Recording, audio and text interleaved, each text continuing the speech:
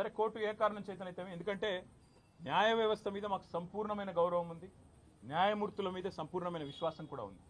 ఇవాళ హైకోర్టులో మాకు తీర్పు కేవలం క్వాష్ పిటిషన్ కొట్టేసినారు. దానికే కొంతమంది ఎంత సంతోషపడిపోతున్నారంటే కాంగ్రెస్ వాళ్ళు ఏదో నాకు ఉరిశిక్ష చేసిండ్రు, లేదా నేరారోపణ అయిపోయింది, రుజువు అయిపోయింది, మొత్తం కేసే అయిపోయింది అని చెప్పి సంకలు గుద్దుకుంటా ఉన్నారు.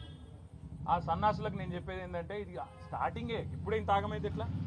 మేము ఆల్రెడీ హైకోర్టులో ఏదైతే క్వాష్ పిటిషన్ కొట్టేసినరో దాని మీద సుప్రీంకోర్టుకు పోయినాం.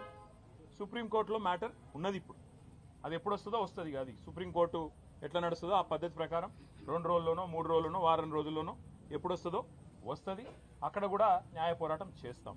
అట్లాగే నిన్న మీరు ఏదైతే నా హక్కులకు భంగం వాటిల్లే విధంగా వ్యవహారం చేసినారో, నేను విచారణకు చట్టాన్ని గౌరవించే పౌరుడిగా హాజరై అక్కడ ఏ సమాధానం అడిగినా చెప్తానని పోయినప్పుడు లాయర్లతో రావద్దంటారు.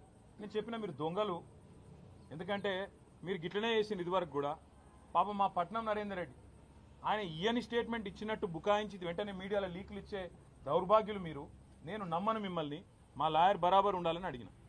రేపు అందుకే కోర్టుకు కూడా పోతున్నా, హైకోర్టుకు కూడా. నాకు న్యాయవాదుల సమక్షంలో విచారణ జరగాలి అని కోరుతూ హైకోర్టుకు పోతున్నా. తప్పేమున్నది అందులో? న్యాయ వ్యవస్థను తప్పకుండా నాకు ఇవాళ ప్రాధేయపడి వారిని అడిగి నాకు ఈ దుర్మార్గుల నుంచి చట్టపరమైన రక్షణ కల్పించండి అని అడుగుతున్నాను. నేనేం వేరే అడుగుతలేను కదా.